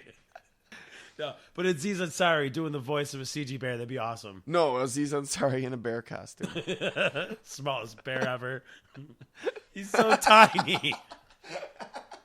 What is he, a cub? Bear cub. Fuck you. I ain't no fucking cub, bitch. Fuck you, Rodney. Lazy Luke. Lazy Luke. Who do we know that's lazy? Not who do we know that's lazy? Nobody famous. This is a time we really wish Jim Varney was still alive. Well, no, most people who are famous probably are lazy. That was stupid. Lazy Luke. Taylor Swift. No. Give Johnny Depp a chance to stretch his muscles. He's never played a hillbilly before. No. Johnny Depp can stay away from this. Lazy Luke. Let's do Timothy Olyphant. Who the fuck is that? I don't know anybody that you're like naming. I know them when you tell me who they are, but I don't know their names. He's the main guy from the show Justified. I don't know who you're talking about then. Never mind. Fair enough. He was in The Crazies. He was, I think it's Agent 47 in the Hitman movie. He was in Go. He was the drug dealer in Go. Nope. I've seen nothing that this man is in. He's the anti-Kavanaugh. Justified is so awesome. He plays a kick-ass marshal, and he's just like a lawman, but I could see him being super lazy and awesome at it. He's also played a stoner drug dealer. And I could see him being able to steer with his toes. What are your qualifications? It's on my fucking resume. I told my agent one day that's going to come in handy, and he said take it off the resume. But I was like, no, I got to stand my ground on this one. I can steer with my toes. Good, staying I'm glad on the for fucking you. resume. You did it. What's his name? Lazy Luke. No, it's Timothy Elephant. I'm Timothy Elephant. Don't fucking. Who the fuck do you think you're with talking an O? to? That's spelled with an O, but still pronounced elephant. I'll find another agent. I'm fucking Lazy Luke. Who do you think you're fucking? Good job making a Wacky Races 2 without me. I want 12 million now. All right, Peter Perfect. Timothy Elephant. After that performance, I'm bumping him up. No, okay. What's his name? Magic Mike? Channing Tatum. Channing Tatum. Yes, okay, yes, perfect. No need. Most boring man in Hollywood right now. There's just a chiseled jaw. That's all he is. We could do Tom Cruise as Peter Perfect, and he would probably think it was dope. He'd be like, yeah, that's awesome. The man is nothing more but a pretty mannequin. All right, Rufus, Rough Cut, and Sawtooth. Boy, big old lumberjack. John Goodman. John Goodman! Yes, totally. That'd be great. Sawtooth never really talked, did he? No, we could just have Frank Welker do it or something. Use one of his old Word clips. Hell yeah. No, we don't have to use a clip. We can get him in the studio. We have an unlimited No, it's budget. cheaper this other way. Spend all our money on John Goodman. And Timothy Elephant. Yeah, rounding out the voice casting, the narrator. You need somebody to do the narrator, right? Sure, yeah, we would definitely need a narrator. Morgan Freeman. Oh, okay, yeah, Morgan Freeman. Too easy. What about James Earl Jones? I believe he's dead. He's not dead. Are you sure? Yes, James Earl Jones is alive. I'm going to look this up right now. I just had this argument with someone the other day. James Earl Jones is definitely still alive, Craig. Well, then what is he I'm not even going to What has he look been it in up. since? What has he been in? I don't know. He was in those commercials a couple years ago where he was like, Lisa updated her status. Oh, Or my like, God, you're right. Those commercials were awesome. Yeah, I'm with sorry. Malcolm McDowell. Yeah. He did Darth Vader's voice in Star Wars Rebels like a month ago. Oh, is that the new show? Yeah. Is it good? Wait, you haven't watched like any trailers or everything they released before it came out? I watched, which was a lot of clips. It's the There new was one, Star like, Wars 9-minute animated clip. series, right? It looks awesome, dude. It takes place between episode 3 and episode 4. It's Oh, about so the it's not out formation- yet? It's out now. I need to catch up on it. Okay. Can I check it out now? Yeah. Like right now? Yeah. The internet exists. It's on YouTube, right? No. No. Disney owns it. Right. I forgot. You have to play a premium for that.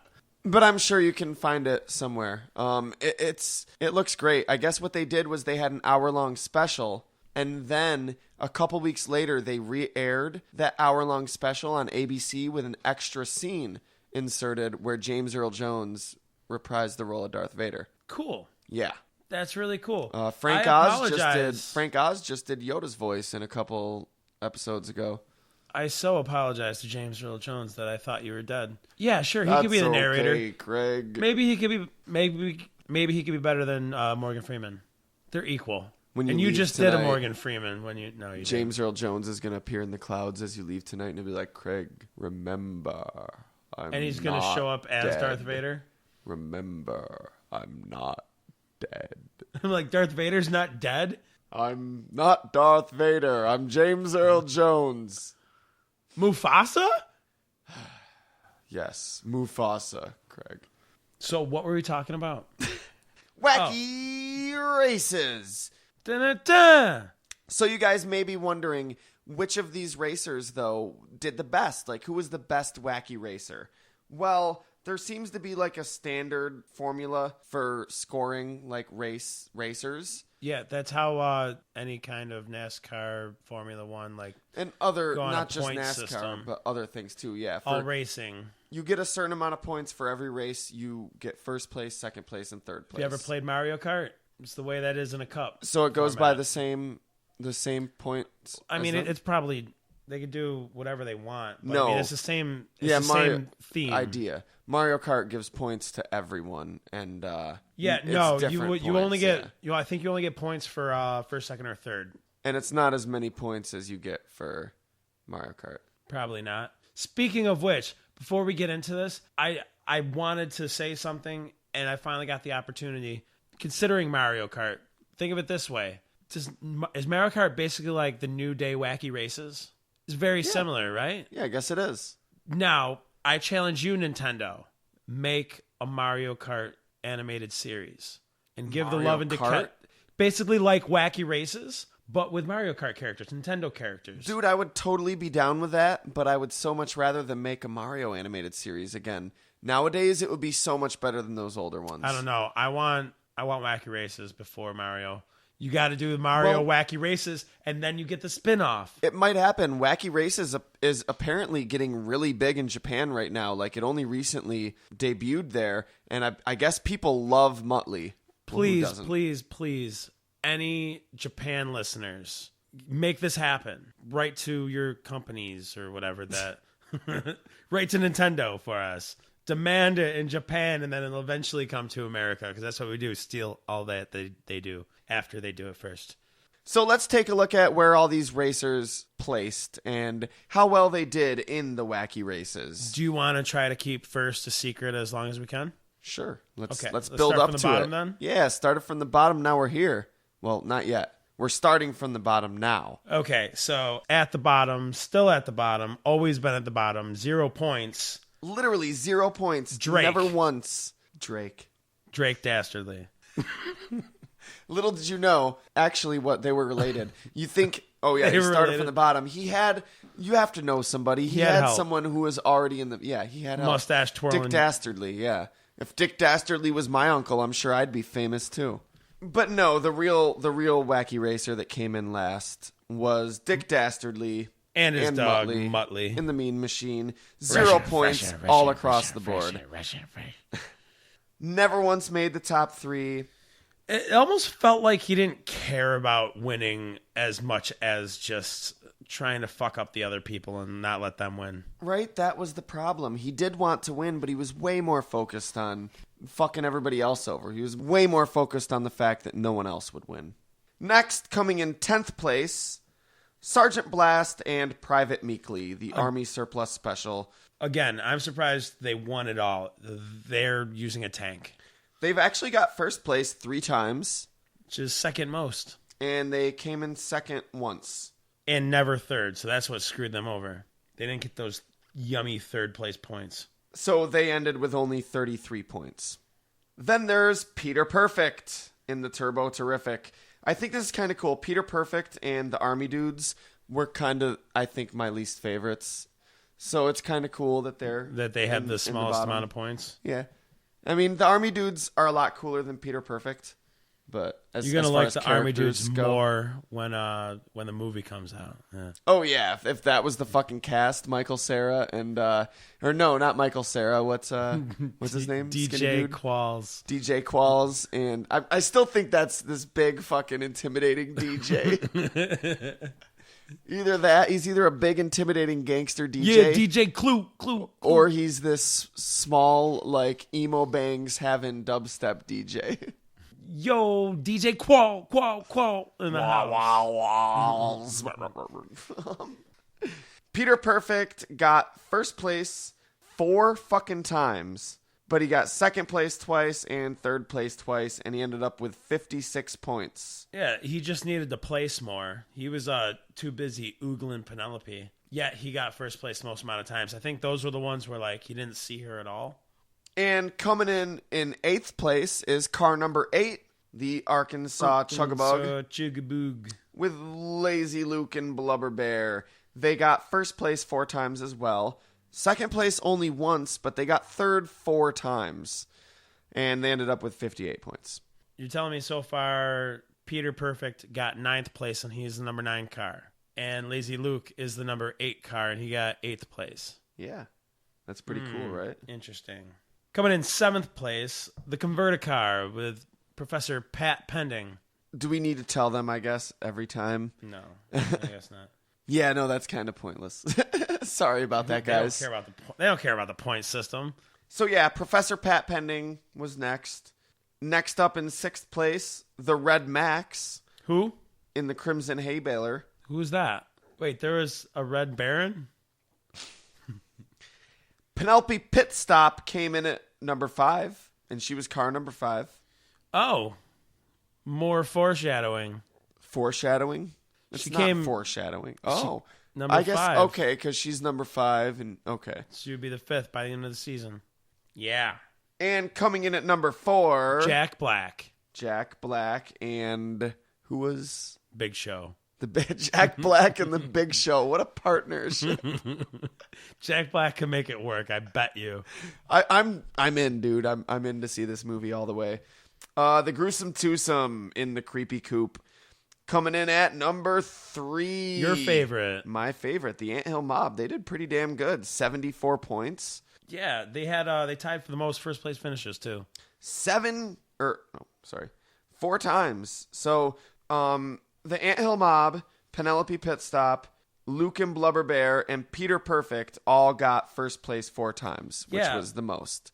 But Penelope Pitstop and Anthill Mob did significantly better because they knew that they actually placed in other places.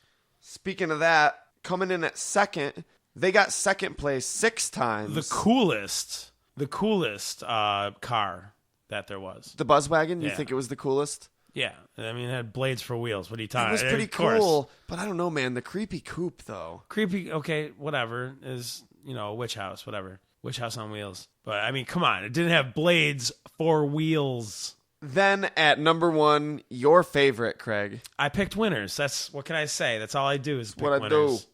That's why I gamble. They got second place 8 Full times, dude. They ended up with 87 points. Yeah. The Slag Brothers. A bunch of second place finishes. Car number 1 came in number 1. Yeah, they were always getting second, and that's what did it. Like, Always, because they don't give up. They never surrender. goes to show you don't have to get first place to be best. They did get first place, but you don't have to. Right. Well, they got first place the second amount of times. But yeah, Everybody can't be the Slag 5 Brothers. or was it 4? 4 other cars got first place more times than they did, and they still did better. Just because they're like, love that second place. I'm a silver medal specialist. Hey, second place ain't bad. It's not a bad place to be comfortable. You just might come out on top. If you're not first, you're last. Ricky Bobby. Can't believe we didn't do Ricky Bobby yet. Ricky Bobby? That was Talladega Nights, Will Ferrell. Oh, I haven't seen it. It had its moments. Second place is just the first loser. Well, then in 2006, a pilot was actually produced for Cartoon Network for a follow-up series entitled Wacky Races Forever. Yeah, it didn't get picked up, did it? It didn't. Unfortunately, it looked kind of cool. I watched it. I don't think I liked it as much as you did, but it was clever. Well, I'm not like, oh my God, Craig, it was fucking awesome. But I feel like it definitely did right by the characters it used that were the same. What was confusing is that Dick Dastardly is the same age, and yet he's now battling Peter Perfect's kids. Whatever. Okay, fine. I'm not getting into the logic and physics of Wacky Races. That seems to be a running theme here. But yeah, you mentioned that Penelope Pitstop and Peter Perfect had married and created Perfect Industries, which was the corporate sponsor for the new Wacky Races. And the two apparent new main characters were their children, Parker and Piper. Parker Perfect and Piper Perfect. Dick Dastardly and Muttley are back as the enemies, but they're working for somebody named Mr. Viceroy, who also works for Perfect Industries. Yeah, apparently. he's a spy. And also back are the Slag Brothers and Professor Pat Pending and a new version of the Gruesome Twosome. But the Slag Brothers kind of seem like they have a new look. They New almost design. look like hippies. Dude, I love their new car. It's like made from a Triceratops skeleton. Oh, yeah. That was cool. badass, dude. That was cool. I think it looked pretty cool. Like, it would have had promise given the chance to develop and introduce more new Wacky Racers and some of the older ones that we like. I think I would rather see a Mario Kart TV show before the new Wacky That would Races. be pretty awesome. That would be pretty fucking awesome. Come on, guys. Get on it. I mean, time's a ticking. I'm a Mario fanboy, so I would love to see any new Mario animated series. I've been really itching to do a Mario episode, something centered on something Mario soon. So That'd we're be gonna have cool. to do that soon. Please, just one of the Marios I've played. I've got an idea. Well, Craig, I guess it's about time that we can say the worst is over. You can have the best of me. So you're saying we this is the best got part? older, But we're still young. We never grew out of this feeling that we won't give up. up. You gotta pause and then. I'm sorry, I didn't hear it yesterday. I heard it 10 years ago. I was just kidding. I was just like, that's the like. You're like, that shows that you're deep. I think if you're like on the last word, you're like that we won't give up. Do do do do. Then you're like, oh, they're deep. Boy, they do. the only new thing that would make things this with deeper music. if it was acoustic. The only thing that would make this deeper is if you kicked the fucking drummer and the bassist out of the room and unplugged the guitar. Man, it worked for Man Who Sold the World. That was our Wacky Races episode. Thank you, Zach, for requesting it. It was a fucking awesome. I actually had a blast awesome. reliving it.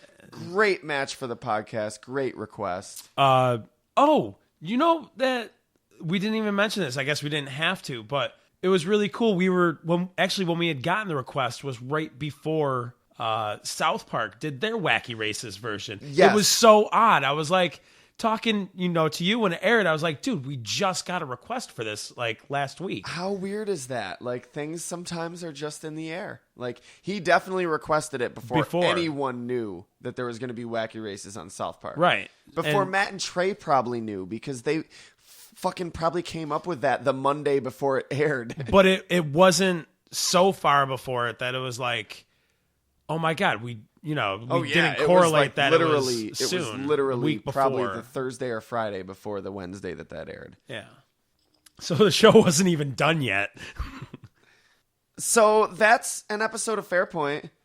As usual, if you're looking for ways to support us or get in contact with us or anything, there's GoFundMe. So many ways. There's our Kickstarter. Yep. No, we don't have a Kickstarter.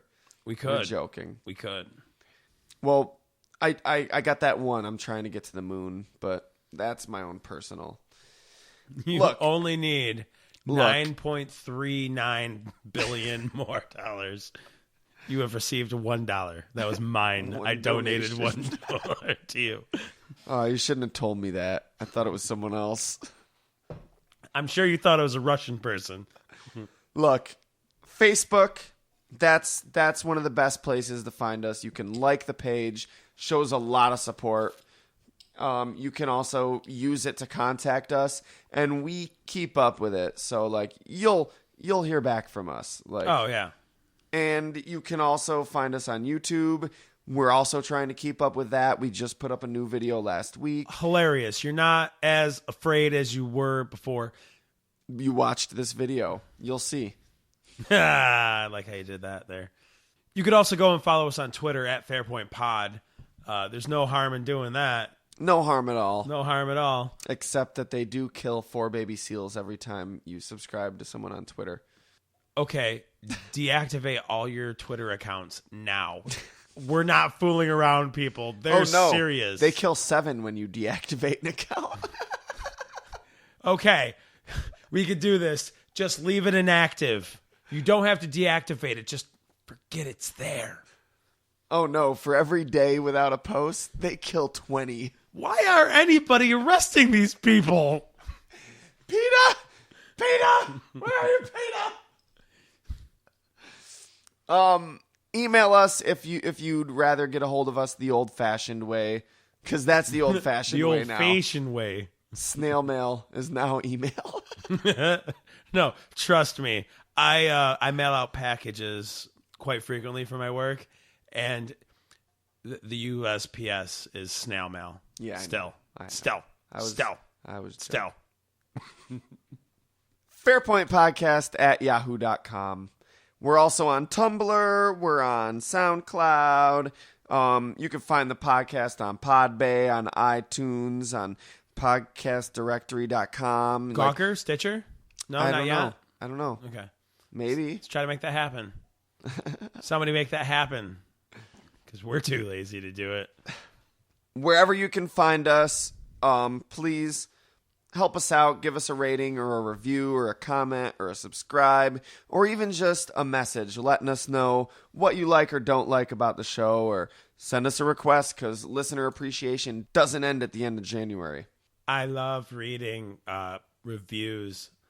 It fuels me. I feed on reviews. Num, num, num, num, num, num. Positive So ones. that's where they're all going. Cookie. All right, so we're ready to close out, right? Nope.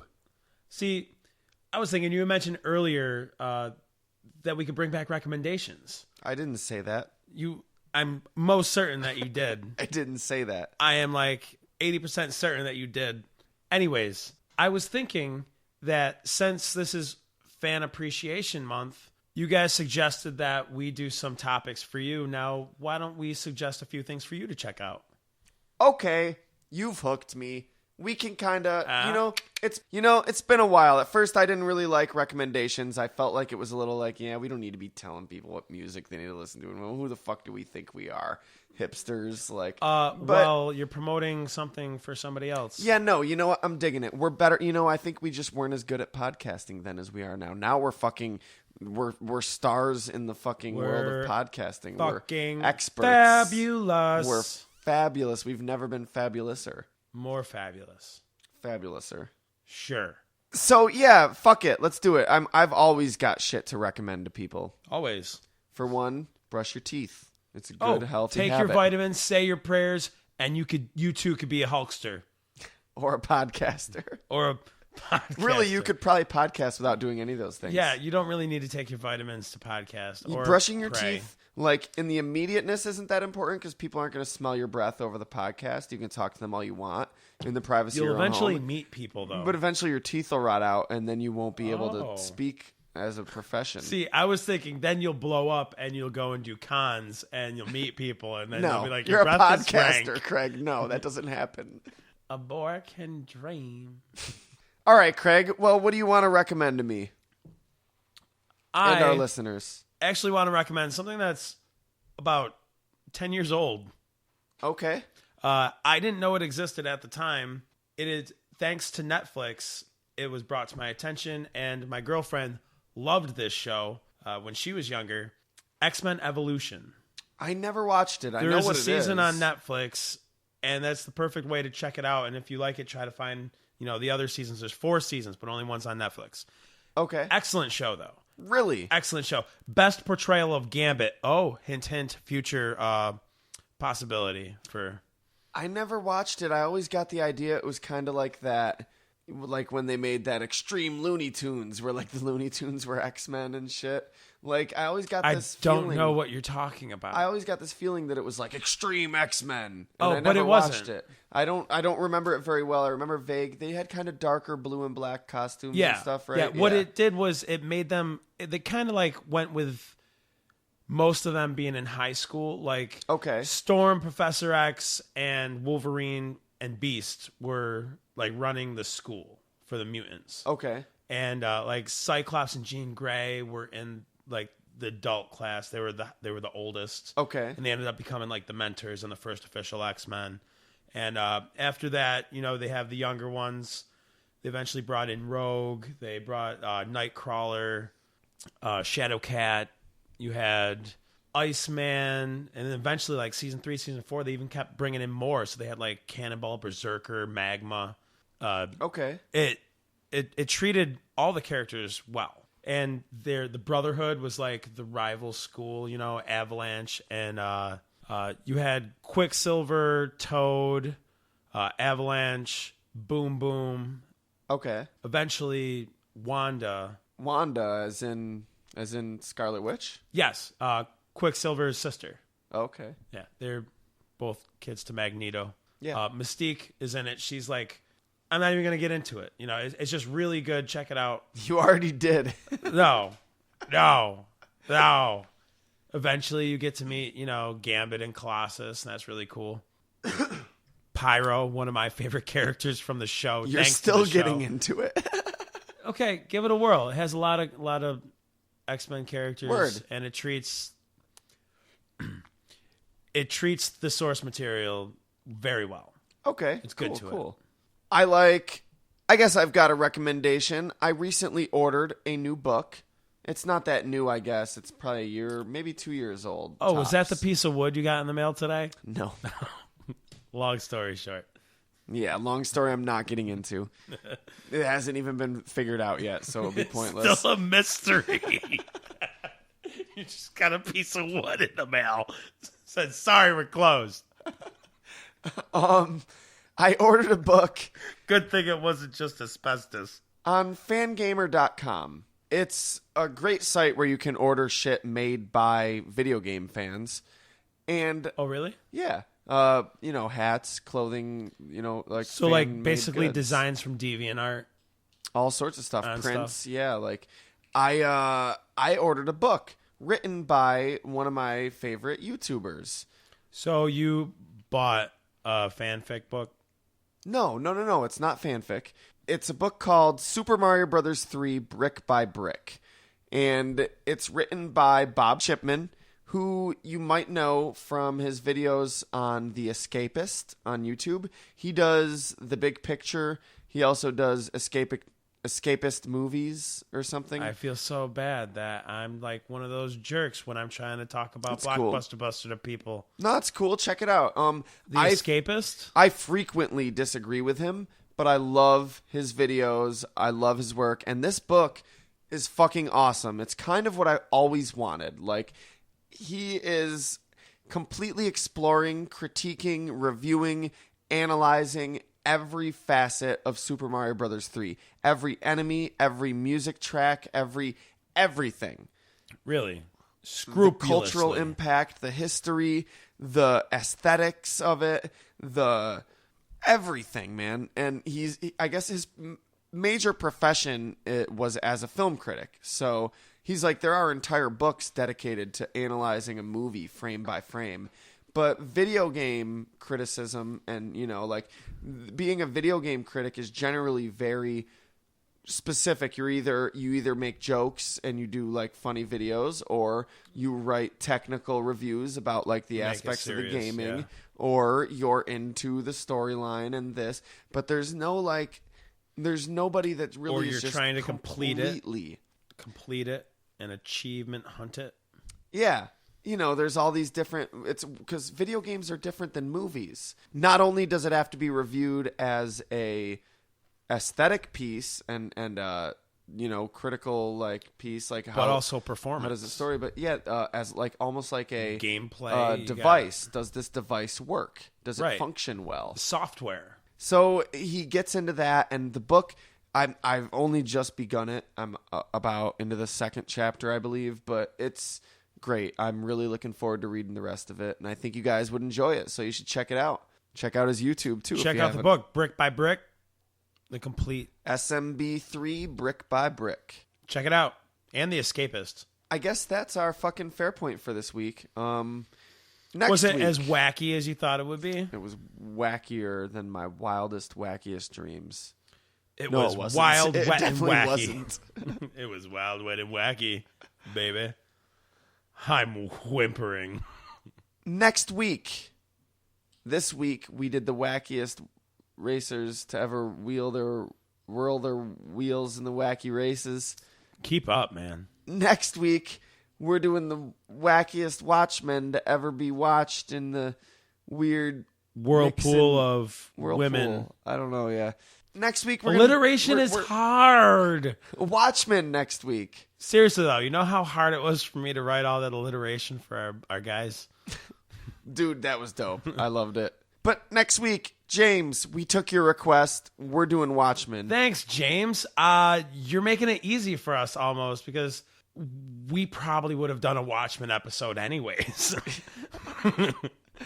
Yeah, it's awesome. I'm currently in the middle of rereading the comic, and awesome.